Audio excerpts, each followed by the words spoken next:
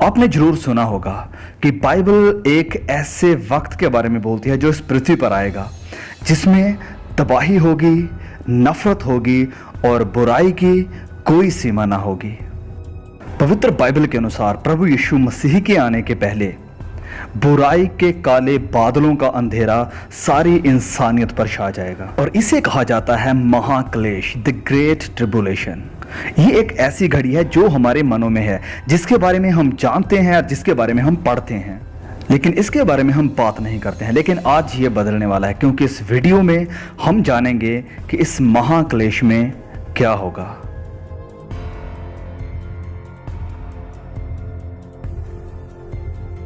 इस वीडियो के आखिर तक आप पूरी तरह जान जाएंगे कि क्या होने वाला है। तो इससे पहले कि हम महाक्लेश के बारे में जानें, हम पुरानी वीडियो के बारे में थोड़ा रिव्यू देखेंगे, क्योंकि वह सब हमें यहीं तक लेकर आता है। तो अगर आपने हमारी पहली वीडियो देखी है जिसमें हमने दानियल की भविष्यवाणी को एक्सप्लेन किया है, तो आप भी हमारी तरह हैरान हो गए होंगे ये जानकर कि बाइबल ने आने वाले समय को पहले से ही बिल्कुल स्पष्ट तौर पर जाहिर कर दिया है। अध्याय 9 में यह स्पष्ट तौर पर लिख दिया गया है कि कब प्रभु यीशु इस पृथ्वी पर आकर अपनी सेवकाई को शुरू करेंगे, और इसी के साथ साथ वह साल भी बता दिया कि कब उन्हें क्रूस पर चढ़ाया जाएगा। भविष्यवाणी में बताया गया था कि जब मसीहा आएगा तो ये 7 साल का एक समय होगा, और इस समय के मध्य में बीच में 30 एडी को मंदिर तोड़ा जाएगा और बलियों का चढ़ाना, होम बलि का, मेल बलि का, सब कुछ बंद हो जाएगा। क्योंकि जैसे प्रभु यीशु ने कहा था, वह मंदिर, उसका शरीर 30 एडी को तोड़ा गया था, क्योंकि प्रभु यीशु ने सिखाया और बताया था कि उसका शरीर परमेश्वर का मंदिर है जो कि तोड़ा जाएगा। देखिए यूहन्ना अध्याय 2 वचन 19 में प्रभु यीशु क्या कह रहे हैं। वह लोगों से और धार्मिक लोगों से बात कर रहे हैं और मंदिर को ढाने की बात कर रहे हैं। तो देखिए प्रभु यीशु क्या कहते हैं कि इस मंदिर को ढा दो तो मैं उसे 3 दिन में खड़ा कर दूंगा। यहूदियों ने कहा कि 46 वर्ष में यह मंदिर बना है और क्या तू उसे 3 दिन में खड़ा कर देगा? लेकिन लिखा है कि उसने अपने शरीर यानी अपने बदन के विषय में यह कहा था, और बिल्कुल ऐसे ही जब उसका शरीर, परमेश्वर का मंदिर, उस क्रूस के ऊपर चढ़ाया गया जैसे भविष्यवाणी में लिखा गया था, तो उसने बलियों का खेल खत्म कर दिया, क्योंकि उसका बलिदान हमारे गुनाहों के लिए एक आखिरी बलिदान था। तो ये बहुत ही अद्भुत है जब हम देखते हैं कि सारी तारीखें वैसे ही हमारे सामने आई हैं जैसे सैकड़ों साल पहले पुराने नियम में लिखा गया। तो जितनी गहराई हमने पिछली वीडियो में देखी थी, उससे भी ज्यादा गहराई हम आज इस वीडियो में देखने वाले हैं, क्योंकि दानियल की भविष्यवाणी के ये आखिरी 7 साल सिर्फ इसी बात को नहीं दर्शाते थे जो इतिहास में प्रभु यीशु मसीह के समय में हुआ, वरन ये एक टाइप है, एक सामान्य है उस आने वाले 7 सालों के जो भविष्य में होने वाला है, जिसे लोग द ग्रेट ट्रिबुलेशन या महाक्लेश कहते हैं। तो हम कैसे जानते हैं कि ये आने वाले महाक्लेश की एक समानता है? तो इसके लिए हमें भविष्यवाणी के कुछ मुख्य यानी कीवर्ड्स को देखना पड़ेगा। तो चलिए हम देखते हैं दानियल अध्याय 7 वचन 27 में। तो इस वचन में हम दानियल की भविष्यवाणी के आखिरी 7 सालों के बारे में देखते हैं, और यहाँ इस वचन में कुछ कीवर्ड्स हैं जो ये दर्शाते हैं कि यह भविष्यवाणी सिर्फ प्रभु यीशु मसीह के वक्त के लिए ही नहीं थी, वरन एक आने वाले वक्त के लिए है जब मसीह विरोधी यानी एंटी क्राइस्ट इस दुनिया पर प्रकट होगा। तो पहला जो कीवर्ड है वो ये है कि वह मेल बलि और अन्न बलि को बंद करेगा। इस बात को याद रखिए। और दूसरा कीवर्ड है कि इस 7 साल के टाइमलाइन में जो उजाड़ने वाली घृणित वस्तु है वह खड़ी की जाएगी। इस बात को याद रखें। तो हमने पिछले वीडियो में देखा कि ये सारे कीवर्ड्स प्रभु यीशु के वक्त में पूरे हुए थे, लेकिन बात यह है कि यही शब्द दानियल अध्याय 8 में हमें देखने को मिलते हैं, और दानियल अध्याय 8 बात कर रहा है उस वक्त की जब एंटी क्राइस्ट इस पृथ्वी पर प्रकट होगा।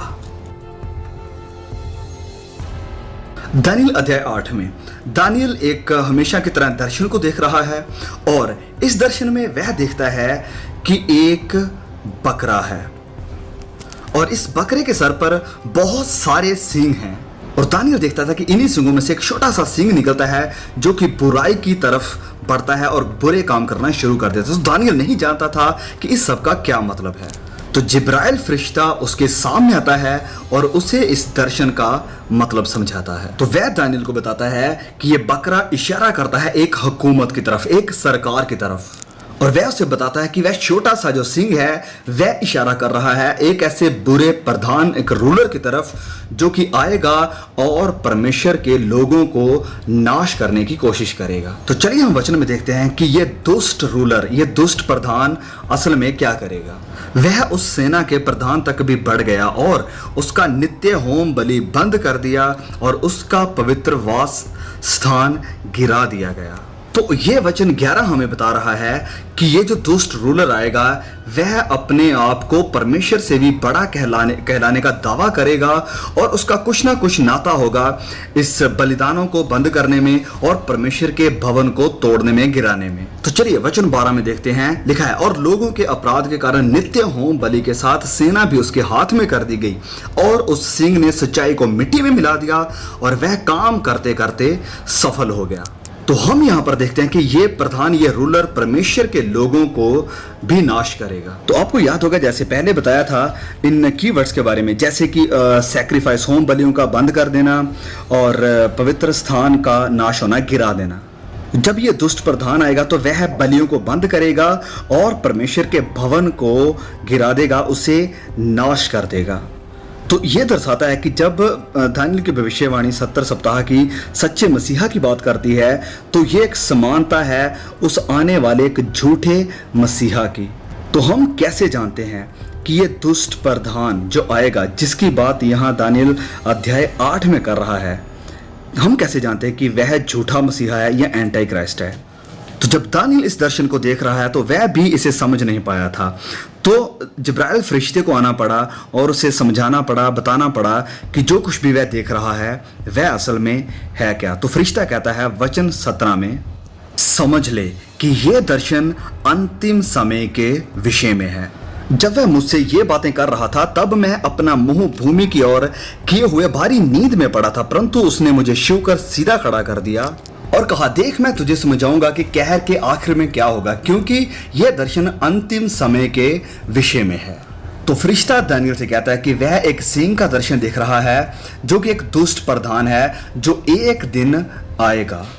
और जिब्राइल फरिश्ता उस प्रधान के बारे में कहता है, लिखा है, उन राज्यों के अंत के समय में क्रूर दृष्टि वाला और पहेली बूझने वाला एक राजा उठेगा। उसकी सामर्थ बड़ी होगी परंतु अपने बल से नहीं, और वह अद्भुत रीति से लोगों का नाश करेगा और सफल होगा और सामर्थ्य और पवित्र लोगों के समुदाय को नष्ट करेगा, पवित्र लोगों को नष्ट करेगा। अपनी चतुराई से ऐसे काम करेगा कि उसकी फितरत के मंसूबे उसके हाथ में खूब अंजाम पाएंगे और दिल में बड़ा घमंड करेगा और सुलह के वक्त में बहुतेरों को हलाक करेगा। वो बादशाहों के बादशाह के से भी मुकाबला करने के लिए उठ खड़ा होगा। तो फरिश्ता बता रहा है कि वह परमेश्वर के भवन को नाश करेगा, परमेश्वर के लोगों को नाश करेगा और वह अपने आप को बहुत ही ताकतवर समझेगा, लेकिन उसके पास उसकी अपनी ताकत नहीं होगी, किसी और की ताकत होगी और वह परमेश्वर के सामर्थी और पवित्र लोगों को नाश करेगा। तो यह दुष्ट प्रधान जिसे हम जानते हैं कि वह एंटी क्राइस्ट है, लिखा है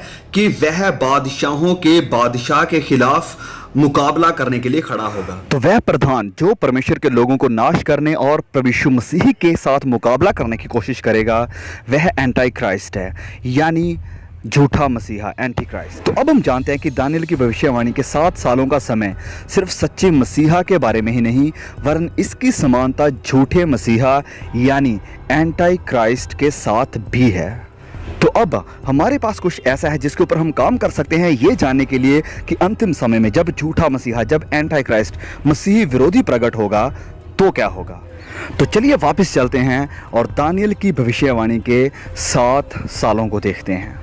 तो बहुत से लोगों की तरह आपके मन में भी ये सवाल होंगे कि कितने सालों तक ये मसीही विरोधी एंटी क्राइस्ट इस पृथ्वी पर रहेगा, कितने सालों तक वह लोगों का नाश करेगा। तो याद करिए दानियल की भविष्यवाणी में बताया गया था कि इस 7 सालों के शुरुआत में सच्चा मसीहा यानी प्रभु यीशु 27 AD को आएगा और उसमें बताया गया था कि उसकी सेवकाई 3.5 साल की होगी और फिर इस 7 साल के समय के बीच में उसे क्रूस पर चढ़ाया जाएगा। तो अगर ये झूठा मसीहा सच्चे मसीहा की एक समानता है, पैरेलल है, तो क्या ये मानना विश्वास करना सही नहीं होगा कि वो भी अपनी सेवकाई 3.5 सालों तक ही करेगा? तो चलिए इस बात को हम पवित्र बाइबल में देखते हैं। तो दानियल अध्याय 11 में ऐसे ही एक और दर्शन देखता है इस बुरे दुष्ट प्रधान यानी एंटी क्राइस्ट के बारे में। तो इसमें हम देखेंगे कि उसका खौफनाक दौर कितने सालों का होगा। दानियल अध्याय 11 वचन 31 में पढ़ते हैं कि तब उसके सहायक खड़े होकर दृढ़ पवित्र स्थान को अपवित्र करेंगे और नित्य होम बलि को बंद करेंगे, और वह उस घृणित वस्तु को खड़ा करेंगे जो उजाड़ करा देती है। तो यहाँ पर फिर वही शब्द इस्तेमाल किए गए हैं और ये स्पष्ट तौर पर एंटी क्राइस्ट की तरफ ही इशारा कर रहे हैं। फिर वचन 36 में लिखा है कि तब वह राजा अपनी इच्छा के अनुसार काम करेगा और अपने आप को सारे देवताओं से ऊंचा और बड़ा ठहराएगा, वरन सब देवताओं के परमेश्वर के विरुद्ध भी अनोखी बातें कहेगा, और जब तक परमेश्वर का क्रोध ना हो जाए तब तक उस राजा का कार्य सफल होता रहेगा, क्योंकि जो कुछ निश्चय में ठाना हुआ है वह अवश्य ही पूरा होने वाला है। तो जब दानियल इस एंटी क्राइस्ट के बारे में ये दर्शन देख रहा है तो कोई चिल्लाकर कहता है कि कितने सालों तक ये दुष्ट प्रधान राज्य करेगा। तो देखिए स्वर्गदूत उसे क्या कहता है। दानियल अध्याय 12 वचन 6 में लिखा है कि उनमें से पुरुषों में से किसी एक ने पूछा कि इन आश्चर्य क्रमों का अंत कब तक होगा। फिर तब जो पुरुष सन का वस्त्र पहने हुए नदी के जल के ऊपर था उसने मेरे सुनते दाहिना और बायां अपने दोनों हाथ स्वर्ग की ओर उठाकर सदा जीवित रहने वाले की शपथ खाकर कहा कि यह दशा समय और आधे समय तक की रहेगी, और जब पवित्र प्रजा की शक्ति टूटते टूटते समाप्त हो जाएगी तब ये बातें पूरी होंगी। तो ये फरिश्ता दानियल को बताता है कि उस एंटी क्राइस्ट का समा जब वह इस पृथ्वी पर होगा और परमेश्वर की प्रजा का नाश करेगा, उसका वक्त होगा एक समय और आधा समय। और इसका अनुवाद ऐसे भी किया जाता है 1 साल, 2 साल और आधा साल, मतलब 3.5 साल। Do you see that? जैसे यीशु मसीह सच्चा मसीहा ने अपनी सेवकाई को 3.5 साल इस पृथ्वी पर किया, वैसे ही झूठा मसीहा भी 3.5 साल अपनी बुरी दुष्ट सेवकाई को इस पृथ्वी पर पूरा करेगा। और ये समानता है, पैरेलल है। अब हम और गहराई में जाने वाले हैं, क्योंकि यीशु इस पृथ्वी पर आए इस 7 साल के समय के शुरुआत में, और फिर उनकी सेवकाई थी 3.5 साल की।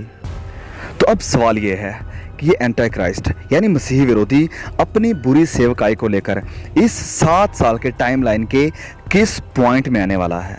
तो क्या ये भविष्य में आने वाले 7 सालों के शुरुआत में होगा या फिर मिडल में होगा? तो इसका जवाब पाने के लिए अब वक्त है नए नियम में जाने का। प्रकाशित वाक्य में द बुक ऑफ रेवलेशन।